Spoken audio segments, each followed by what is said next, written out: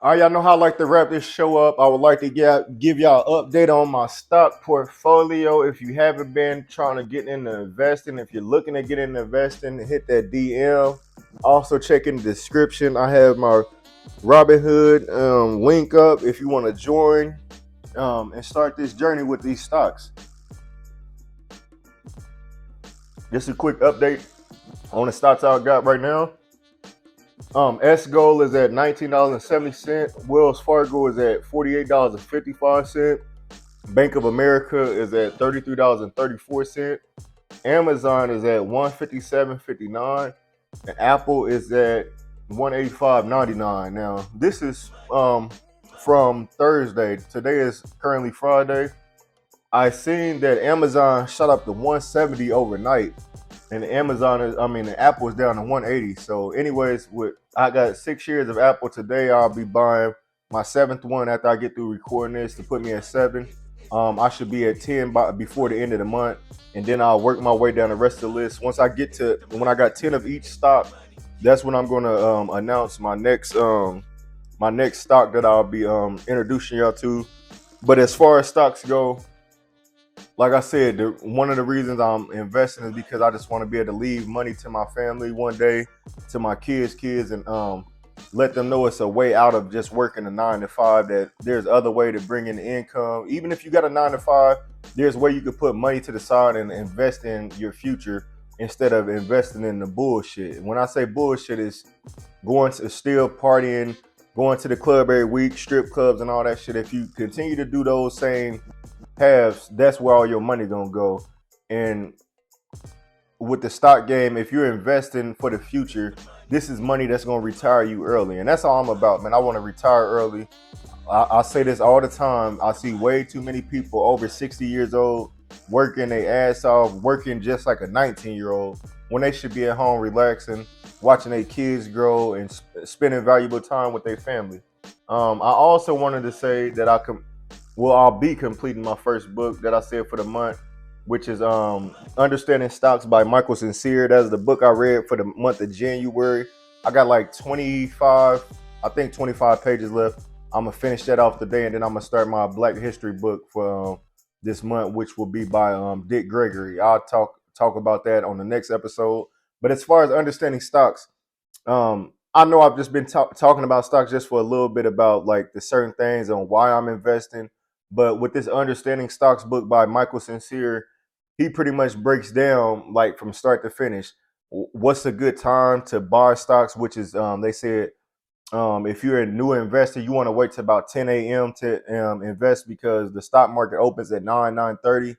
That's when all the big time investors, like the ones at 50,000 or more, that's when they go in and just start buying their stocks right off top. But if you're a new investor, give it like an hour and start purchasing your buying your stocks or selling your stocks then. But he also goes into how the charts are broke down on how to read certain charts. For example, on Robinhood, like I've said before, they break down the chart. Like if you buy a stock, for example, if you bought Amazon, it shows you how much the stock is today. So it tells you currently, it tells you what the stock was a day ago, 5 days ago, a week ago, a month, 3 months, in a year, and the overall amount of money that these stocks bought into. It also shows you how to read a balance sheet because you want to see how many people are invested, how many shares are in this stock. If this continues, and if you get into a stock that the shareholders continue to increase, obviously it's a good stock and people are highly invested in it.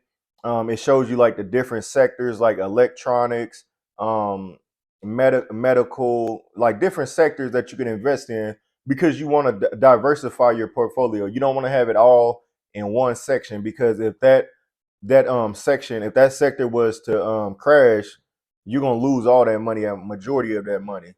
But if you got it in different other sectors, like if you got medical, if medical is doing good for one day and electronics is doing bad for the day, you still got electronics.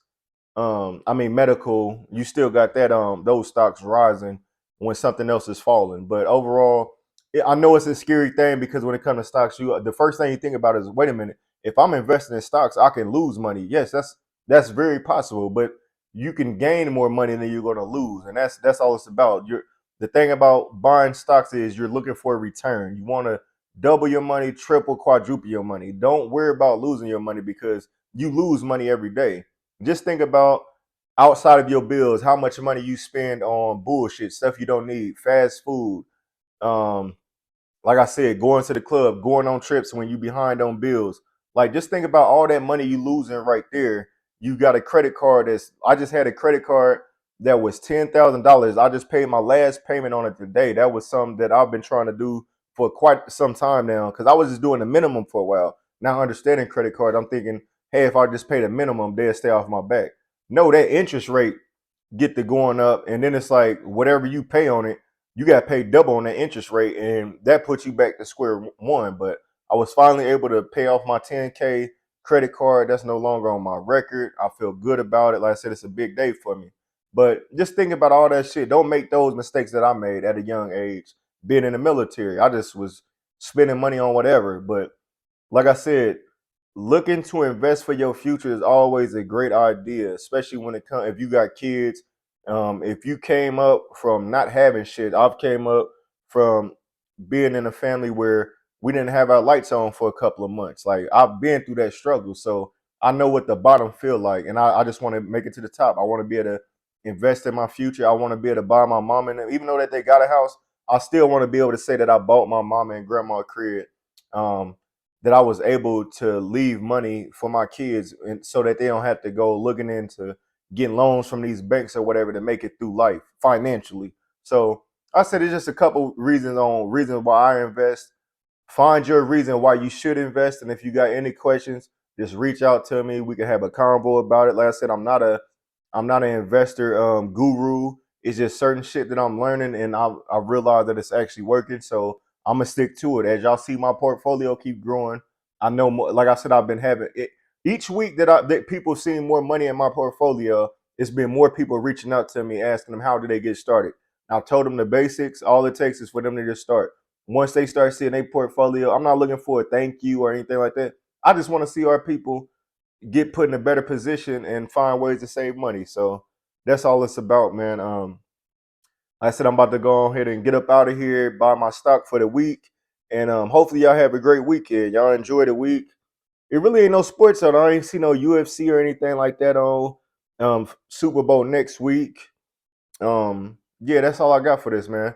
Thank y'all for tuning in to the Meet You from the Midwest podcast. Make sure to subscribe to the channel on YouTube, Meet You from the Midwest podcast on Instagram and Facebook. Thank y'all for tuning in.